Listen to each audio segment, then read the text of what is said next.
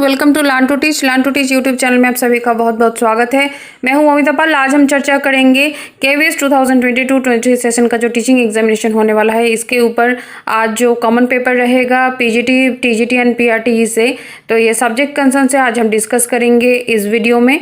तो PRT and TGT के लिए तो ये सारा क्लास बहुत ही इंपॉर्टेंट है, तो वीडियो के एंड तक ज़रूर देखिएगा। एंड पीजीटी का जो आप ज्योग्राफी स्टूडेंट्स हैं, यानी कि आप पीजीटी ज्योग्राफी में फिल किए हैं अपना जो एप्लीकेशन, तो वो भी इस वीडियो के एंड तक ज़रूर दे सकते हैं। आपके लिए बहुत ही हेल्पफुल रहेगा, क्योंकि आज हम डिस्कस करेंगे एनसीईआरटी बेस्ड जो क्लास 6 का सोशल साइंस से जो द अर्थ आवर हैबिटेट, ये जो चैप्टर के ऊपर आज हम डिस्कस करेंगे।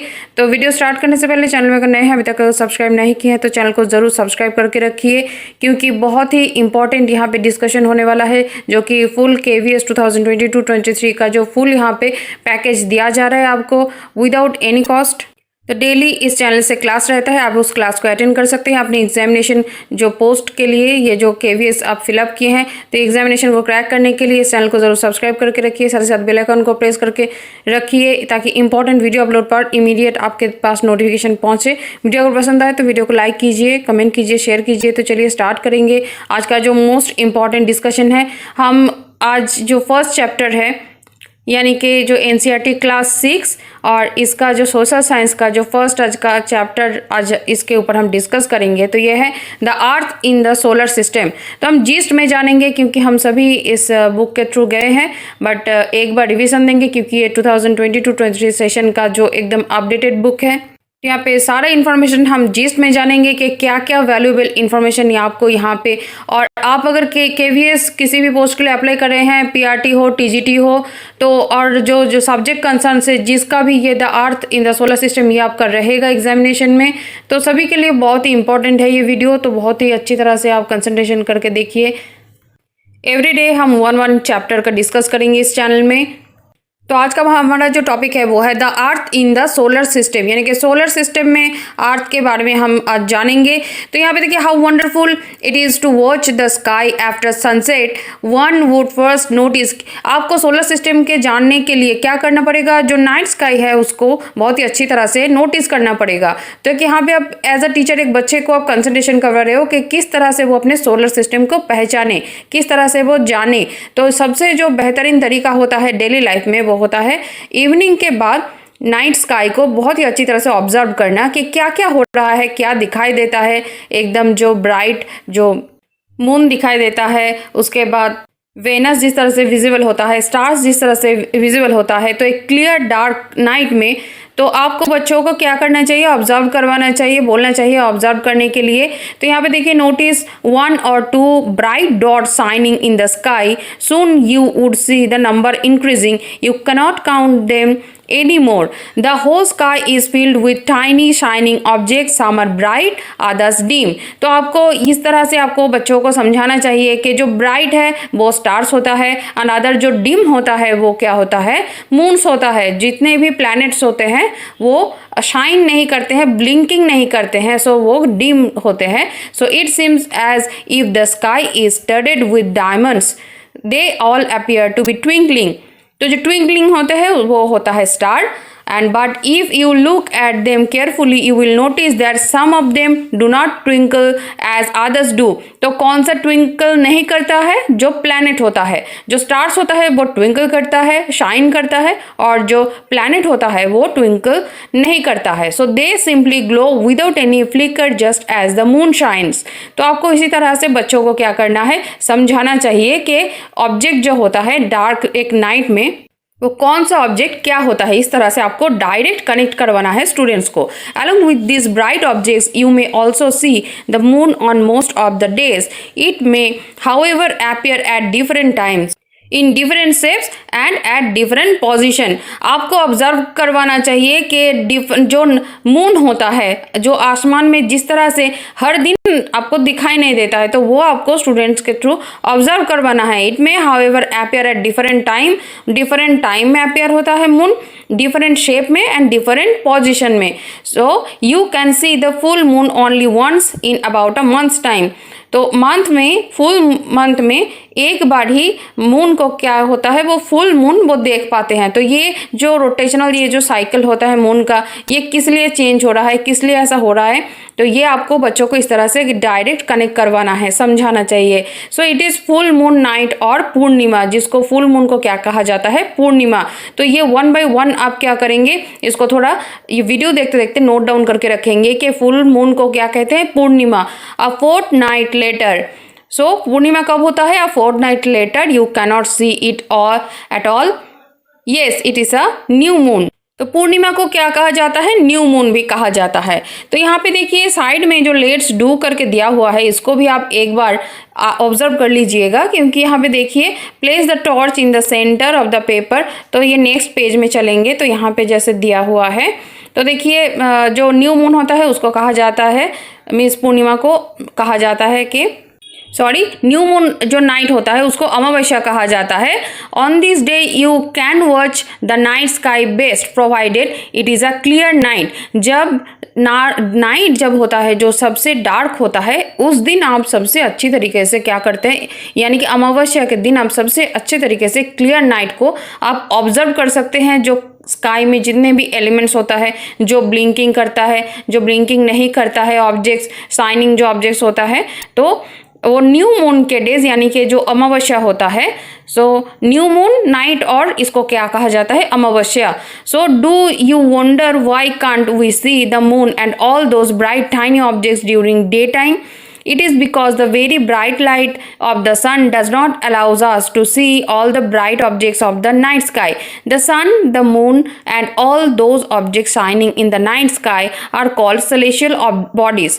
तो celestial bodies किसको कहा जाता है, आप बच्चों को समझाएंगे कि नाइट स्काई में जो वो सन जो देखते हैं, सन तो वो दिन में देखते हैं, और जो मून देखते हैं, ऑल दोज ऑब्जेक्ट जो शाइनिंग, जो रात में वो देखते हैं शाइनिंग ऑब्जेक्ट्स, वो नाइट स्काई में जो दिखाई देता है, जो विजिबल होता है, ये सब कुछ मिला के क्या कहा जाता है, celestial bodies. So some celestial bodies are very big and hot. जैसे सन एक एग्जाम्पल है कि कुछ सेलेशियल बॉडीज इसमें से बहुत ही बड़ा है, साइज में बहुत बड़ा है, एंड बहुत गर्म है, बहुत हॉट है। They are made up of gases, they have their own heat and light. उसका क्या होता है, वो मेड अप ऑफ गैसेस होते हैं, एंड उसका जो लाइट होता है, ओन खुद का लाइट होता है, खुद का हीट होता है, which they emit in large amounts. जैसे सन होता है तो ये बहुत साइज में बड़ा होता है, हॉट होता है, गैसियस होता है। सन का क्या होता है, खुद का ओन लाइट एंड हीट है, एंड एमिट करते हैं, ये जो लाइट होता है, हीट होता है, ये लार्ज अमाउंट में ये एमिट भी होता है। This celestial bodies are called stars. इसका जो सबसे बड़ा एग्जाम्पल है, the sun is a star. Countless twinkling stars in the sky, night sky are similar to the sun. जिस तरह से रात में आप जैसे सन जैसे चमकता है, ट्विंकलिंग करता है, वैसे भी और भी बहुत सारे स्टार्स को हम नाइट स्काई में विजिबल करते हैं। But we do not feel their heat or light and they look so tiny because they are very very far from us. तो हमारे जो सबसे नज़दीक में जो स्टार है वो क्या होता है, सन होता है, और बाकी हम नाइट स्काई में जितने भी स्टार्स को देखते हैं वो बहुत ही दूर में रहते हैं, इसीलिए वो इतना साइज़ में छोटा दिखता है। तो यहाँ पे देखिए एक बच्ची जो नाइट स्काई में जो दिख रहे हैं कि बहुत सारे ये जो ब्राइट शाइनिंग जो ऑब्जेक्ट्स होता है, फ्लिकरिंग, इसको हम स्टार्स कहते हैं, और ये जो नॉट जो फ्लिकरिंग ऑब्जेक्ट्स होता है, ओनली शाइन डीम लाइट जो होता है जिसका, उसको हम बोलते हैं प्लैनेट्स। सो यहाँ पे देखिए, you must have notice that all objects look smaller when seen from a distance. How small a aeroplane looks when it is flying at a great height.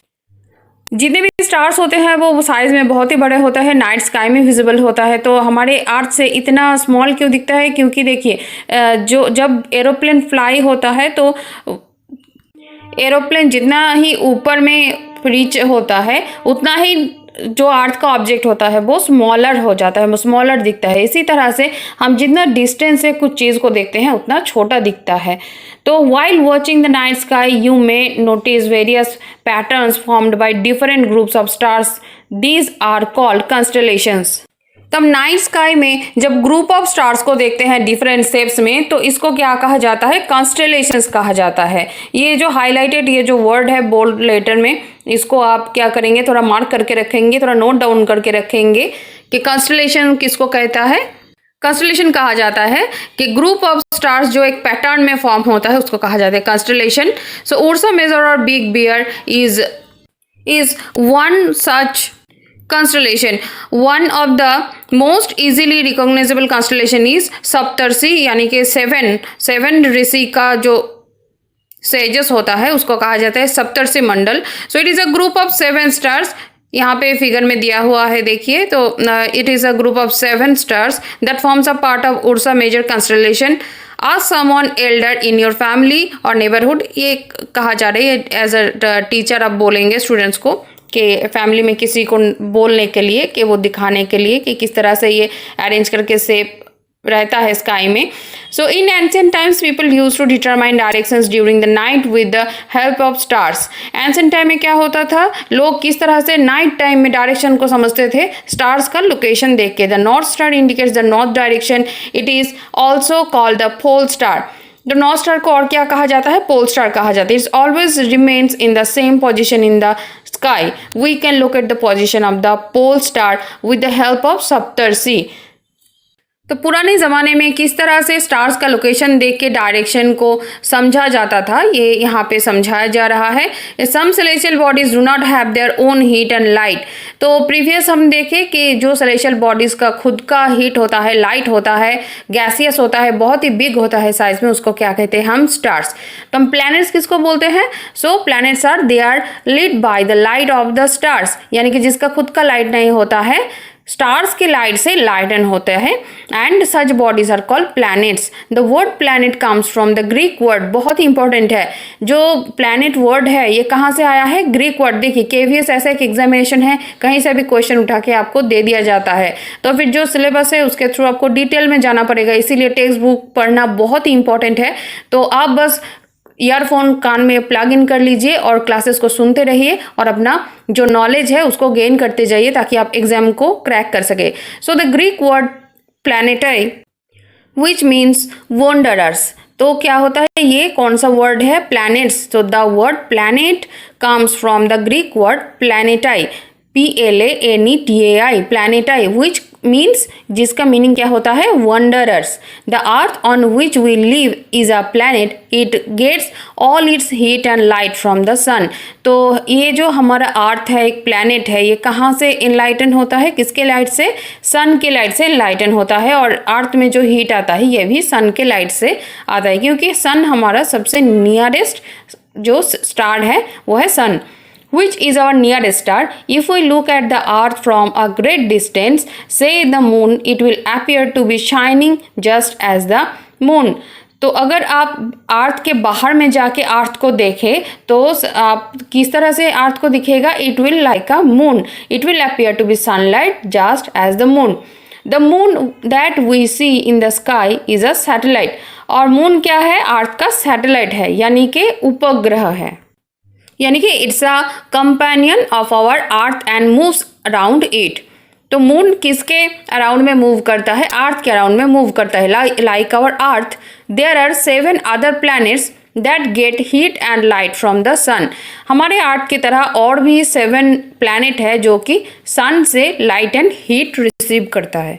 और हमारे अर्थ की तरह और भी कुछ कुछ प्लैनेट का मून भी है। So some of them have their moons too. So the solar system, अभी जानेंगे सोलर सिस्टम के बारे में थोड़ा डिटेल्स में। The sun 8 planets. तो सोलर सिस्टम में मेन जो कंपोनेंट है वो क्या है, फर्स्ट है सन। सन क्या है, head of our family members. So the sun and 8 planets, satellites and some other celestial bodies. तो जो मेन सोलर सिस्टम का जो कंपोनेंट होता है, फर्स्ट होता है sun, 8 planets, satellites and some other celestial bodies known as asteroids, meteoroids. और यहाँ पे देखिए लेफ्ट में जो इंटरेस्टिंग फैक्ट दिया हुआ है इसको भी मिस मत कीजिएगा। Jupiter, Saturn and Uranus have rings, क्योंकि यहाँ पे हम सन के बारे में यानी कि स्टार्स के बारे में जान लिए हैं, प्लैनेट्स के बारे में जान लिए हैं, बट ये जो रिंग्स के बारे में यहाँ पे ये जो इंटरेस्टिंग फैक्ट में यहाँ पे आप देख लीजिए कि Jupiter, Saturn and Uranus have rings around them. These are belts of small debris. These rings may be seen from the earth with the help of powerful telescope. यानी कि जुपिटर, सैटर्न एंड यूरेनस ये तीनों जो planet होता है इसका ring होता है, चारों तरफ इसका रिंग होता है, जो कि किस तरह से ये फॉर्म होता है? Ring belts of small debris से ये फॉर्म होता है, इस तरह का rings. These rings may be seen from the earth with the help of powerful telescope. अब पावरफुल टेलीस्कोप यूज करके अर्थ से इस रिंग को देख सकते हैं। तो इसमें पिक्चर में नेक्स्ट में देखिए, पिक्चर में भी ये जो बेल्ट है ये यहाँ पे दिया हुआ है कि आप यहाँ पे देखिए, ये जो मार्स एंड जुपिटर के बीच में एस्टेरॉयड बेल्ट जो कि डेब्रिज से बना हुआ होता है, तो इस तरह से ये यहाँ पे मेंशन किया गया है। और नीचे नोट डाउन करके दिया हुआ है कि Mercury 1 orbit around sun. Venus यहाँ पे जो ऑर्बिट है कितने दिनों में ऑर्बिट करता है, क्या जो स्पिन ऑन एक्सिस कितने दिनों में कंप्लीट करता है, ये भी इंफॉर्मेशन यहाँ पे दिया हुआ है। तो इसको भी थोड़ा हम देख लेंगे क्योंकि बहुत ही यूजफुल इंफॉर्मेशन है।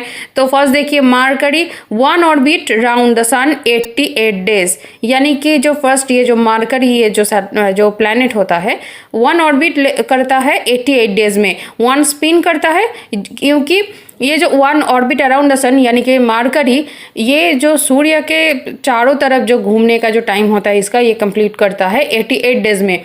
और जो खुद के एक्सिस में जो घूमता है रोटेट करने का इसका टाइम होता है 59 डेज में मरकरी कंप्लीट करता है। वेनस जैसे इसी तरह से हम जान लेंगे कि वेनस सन को जो रोटेट करते हैं वो होता है 255 डेज टाइम लेता है, और खुद के जो एक्सिस में जो रोटेट करने का टाइम होता है 243 डेज। इसी तरह से अर्थ जो है वो सन को ऑर्बिट में जो घूमते हैं वो 365 डेज टाइम लेता है, एंड 1 स्पिन करता है खुद के एक्सिस में 1 दिन में। एंड मार्स जो होता है वो टाइम लेता है अराउंड सन के चारों तरफ घूमने के लिए 687 डेज, 1 स्पिन करता है खुद एक बार रोटेट करने के लिए 1 day. And number of moons होता है मार्स का 2, क्योंकि फेबस एंड डोमस ये 2 मार्स का जो सैटेलाइट है। जुपिटर इसी तरह से टाइम लेता है सन को चारों तरफ घूमने के लिए 11 मंथ्स, अबाउट 12 ईयर्स टाइम लेता है जुपिटर, जो कि 1 स्पिन कंप्लीट करता है खुद के एक्सिस में जो 9 आवर्स में। इसी तरह से सैटर्न अराउंड सन के चारों तरफ जो घूमता है 29 ईयर्स टाइम लेता है, यानी कि टोटल कुल मिला के 29 आवर्स 5 मंथ्स, 1 स्पिन करता है खुद के एक्सिस में 10 आवर्स 40 मिनट्स में। यूरेनस इसी तरह से सन को ऑर्बिट करता है 84 डेज में, एंड खुद के एक्सिस में रोटेट करता है 17 आवर्स में। एंड जो नेपच्यून जो हमारा फार्देस्ट प्लैनेट जो है वो सन को रोटेट करता है 164 ईयर्स में, एंड खुद का जो एक्सिस में रोटेट करता है ओनली 16 आवर्स 7 मिनट्स, एंड इसका जो नंबर ऑफ मून होता है 13। तो चलेंगे नेक्स्ट पेज में। We often call it a solar system family and with the sun as its head। तो सन के बारे में थोड़ा जानेंगे। The sun is in the centre of the solar system. It is huge and made up of extremely hot gases. It provides pulling force. क्योंकि देखिए ये हम डिटेल्स में नहीं जाएंगे क्योंकि हम जिस्ट में जानेंगे यहाँ पे। तो सन का जो पावर होता है, पुलिंग फोर्स होता है, इसी के लिए ये 8 प्लैनेट जो है सन के अराउंड रोटेट करता है। और सन से जो अर्थ का दूरी होता है वो होता है the sun is about 150 million kilometre away from the earth. Planets के बारे में जानेंगे। There are 8 planets in our solar system in order of the their distance from the sun. According to distance हम ये पोजीशन को जानेंगे कि first में होता है Mercury, then Venus, then Earth, then Mars, then Jupiter, then Saturn, Uranus and Neptune. तो ये जो मेमोराइज करने का एक इजी तरीका भी यहाँ पे दिया गया है। My every efficient mother just served us nuts, यानी कि MEMGSUN, यानी कि my very efficient mother just served us nut. तो इस तरह से आप इसको मेमोराइज करके रखेंगे। ये छोटे बच्चे के लिए होता है। मेमोराइज करने का तरीका आपको ऑलरेडी पता है कि Mercury, Venus, Earth, Mars, Jupiter, Saturn, Uranus and Neptune, ये अकॉर्डिंग टू फ्रॉम सन से ये जो डिस्टेंस ये जो ऑर्डर में दिया गया है प्लैनेट्स का जो ऑर्डर में। तो all the 8 planets of the solar system moves around the sun in fixed path. एक फिक्स्ड पाथ में अब ये जो प्लैनेट्स होता है 8 प्लैनेट्स वो रोटेट करता है सन के चारों तरफ। These paths are elongated, they are called orbits, और ये जो पाथ होता है इसको कहा जाता है orbits. Mercury is nearest to the sun, it takes only about 88 days. तो जो शॉर्ट इन्फॉर्मेशन में वहाँ पे दिया गया था यहाँ पे थोड़ा इलेबोरेटली बताया जा रहा है। तो हम ऑलरेडी जान लिए हैं कि मरकरी टाइम लेता है सन को रोटेट करने के लिए 88 डेज। और यहाँ पे देखिए कि Venus is considered as Earth's twin. Venus को यानी कि शुक्र ग्रह को आर्स का ट्विन माना जाता है। क्यों, ये जानना बहुत ज़रूरी है। Because its size and shape are very much similar to the that of the earth. And till recently Pluto was also, यानी कि अगस्त 2006 तक 9 प्लैनेट हमारा माना जाता था। तो अगस्त 2006 से प्लूटो को कंसिडर किया गया है as a dwarf planet. So, however, in a meeting of the International Astronomical Union, a decision was taken that Pluto, like other celestial objects, यानी कि Ceres 2003 UB 313 discovered in recent past, may be called dwarf planets। तो अगर पूछा जाए कि Pluto कौन से साल में ये जो ड्रॉप प्लैनेट के कैटेगरी में आया, तो वो होगा 2006 को, अगस्त 2006 को ये ड्रॉप प्लैनेट के कैटेगरी में आ गया। द अर्थ के बारे में थोड़ा जान लेंगे। The earth is the third nearest planet to the sun in the sizes. It is the fifth largest planet. It is the slightly flattened at the poles and that's is why is shape is described as geoid. तो earth का जो shape होता है वो क्या होता है? So according to this explanation it is called geoid। so geoid means earth like shape। geoid का मीनिंग क्या होता है? earth like shape।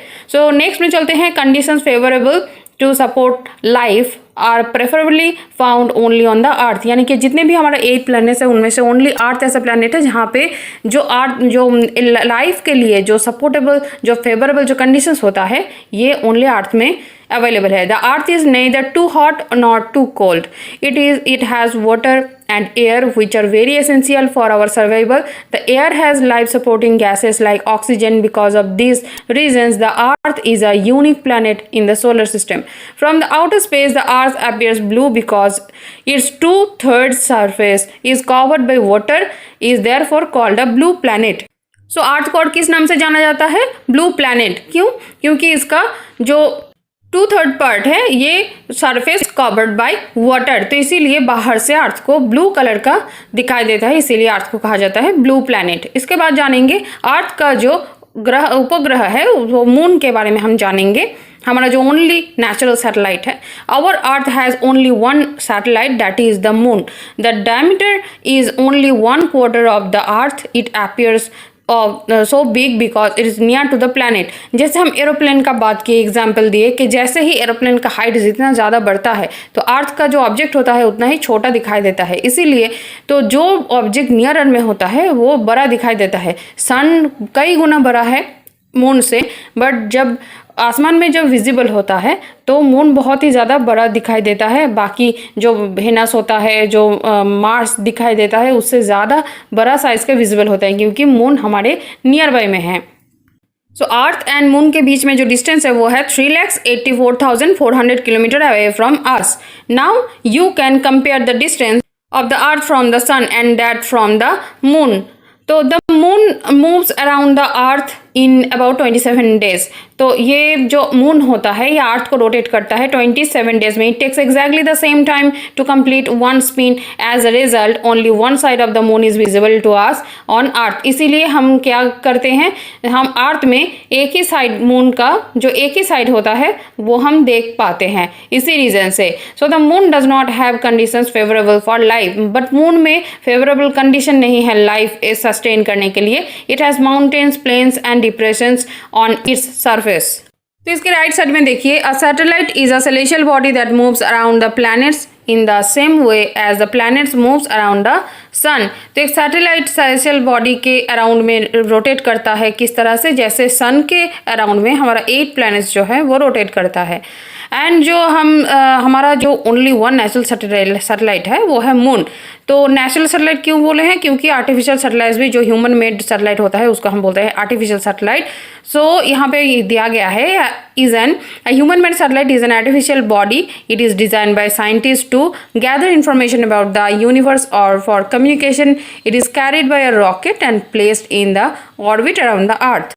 जैसे अर्थ का कुछ जो आर्टिफिशियल सैटेलाइट है इसका जैसे एग्जाम्पल है इनसेट, IRS, एडूसेट एट्सेट्रा। तो नेक्स्ट पेज में चलेंगे। ठीक है, पहले हम जान लिया है कि सन के बारे में, उसके बाद प्लैनेट्स के बारे में, उसके अभी जानेंगे, उसके बाद मून्स के बारे में। अभी जानेंगे हम सोलर सिस्टम के एस्टेरॉइड्स के बारे में। Apart from the stars, planets and satellites, there are numerous tiny bodies which also moves around the sun. These bodies are called asteroids. तो एस्टेरॉइड्स किसको कहा जाता है, यहाँ पे एग्जाम्पल आपको डेफिनेशन यहाँ पे दिया गया है।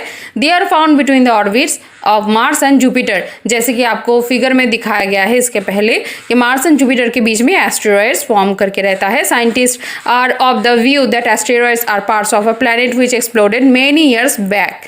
तो नेक्स्ट में जानेंगे हम सोलर सिस्टम के मीटियोरॉइड्स के बारे में। The small pieces of rocks which moves around the sun are called meteoroids. Sometimes these meteoroids come near to the earth and tend to drop upon it. During this process, due to friction with the air and get heated up burn, it causes a flash of light. Sometimes a meteor, without being completely burned, falls on the earth and creates a halo. तो meteor जब अर्थ की तरफ आता है तो sometime क्या होता है, बर्न हो जाता है, और कभी कभी उसका कुछ टुकड़ा अगर रह जाता है तो वो स्टोन फॉर्म में क्या होता है, अर्थ से टकरा के वो होल क्रिएट करता है। तो नेक्स्ट में हम देखेंगे कि मिल्की वे गैलेक्सी के बारे में। It is a cluster of millions of stars. This band is the Milky Way galaxy. Night time में, नाइट स्काई में जो like a white glowing path across the sky on a clear starry night जो visible होता है, जो कि एक cluster होता है million of stars. This band is the milky way galaxy. ये मिल्की वे गैलेक्सी में हमारा सोलर सिस्टम है, और solar system is a part of milky way galaxy. In ancient India it was imagined to be a river of light flowing in the sky, thus it was named Akash Ganga. A galaxy is a huge system of billions of stars and clouds of dust and gases. There are millions of such galaxies that makes the universe. So universe किस तरह से form हुआ है यहाँ पे mention किया गया है। It is difficult to imagine how big the universe is. Scientist are still trying to find out more and more about it. We are not certain about its size, but we know that all of us, you and I, belong to this universe. So universe के अंदर है Galaxy, Galaxy के अंदर है हमारा solar system, solar system के अंदर है sun and 8 planets and other things, meteoroids, asteroids, this things. So ये है हमारा सोलर सिस्टम। यहाँ पे जो नेक्स्ट डायग्राम में देखिए आप किस तरह से रिलेट करेंगे खुद को सोलर सिस्टम के साथ, यानी कि यूनिवर्स के साथ। तो ये देखिए, जैसे ये एक स्टूडेंट है, ये हम खुद हैं, इसके हम कहाँ पे है, अर्थ के सिस्टम में। तो अर्थ कहाँ पे है, सोलर सिस्टम में आता है। सोलर सिस्टम कहाँ पे है, ये है inside milky way Galaxy, and milky way Galaxy किसके अंडर में है, the universe. So the biggest form of this system is the universe. तो यहाँ पे देखिए नेक्स्ट में एक्सरसाइज में कुछ क्वेश्चंस भी दिया हुआ है। ये आपका होम टास्क रहेगा, ये आप आंसर कमेंट सेक्शन में कमेंट करके बताइएगा कि इसका हर एक क्वेश्चन का आंसर क्या होगा। फर्स्ट में देखिए, answer the following questions. How does a planet differ from a star. तो ये जो MCQ टाइप का जो क्वेश्चन है, इसको आप सोल्यूशन कर सकते हैं, आपके लिए बहुत ही हेल्पफुल रहेगा। आप टिक कर सकते हैं the planet known as the earth's twin किसको कहा जाता है, वेनस को कहा जाता है। तो इस तरह से आपको क्वेश्चन को सोल्यूशन करना है। Which is the third nearest planet to the sun. Third nearest कौन सा है, फर्स्ट है मरकरी, देन है वेनस, देन है earth. So third nearest planet कौन सा हो जाएगा, टू द सन, अर्थ हो जाएगा correct answer. All the planets moves around the sun in a कौन से पाथ में रोटेट करता है, एलोंगेटेड पाथ में। नेक्स्ट क्वेश्चन में देखिए, the pole star indicates the direction to the. Pole star कौन सा जो डायरेक्शन है वो इंडिकेट करता है, नॉर्थ साइड को, नॉर्थ डायरेक्शन को इंडिकेट करता है। इसी तरह से नेक्स्ट में देखिए और भी कुछ क्वेश्चंस दिया हुआ है। Asteroid found between which orbit, तो मार्स एंड जुपिटर्स के इन साइड में दिखाई देता है asteroid belt. Fill in the blanks आपको फिल करना है, इसी तरह से आपको एक्सरसाइज का सोल्यूशन करना है। तो चलिए मिलते हैं नेक्स्ट क्लास में, तो इंतजार कीजिए नेक्स्ट क्लास के लिए। तब तक के लिए आप सभी को ऑल द बेस्ट। बहुत ही अच्छी तरह से प्रिपरेशन लीजिए और NCERT को एकदम बहुत ही अच्छी तरह से डाइजेस्ट कर लीजिए। तो चलिए मिलते हैं नेक्स्ट वीडियो में, नेक्स्ट क्लास में। Hello everyone, welcome.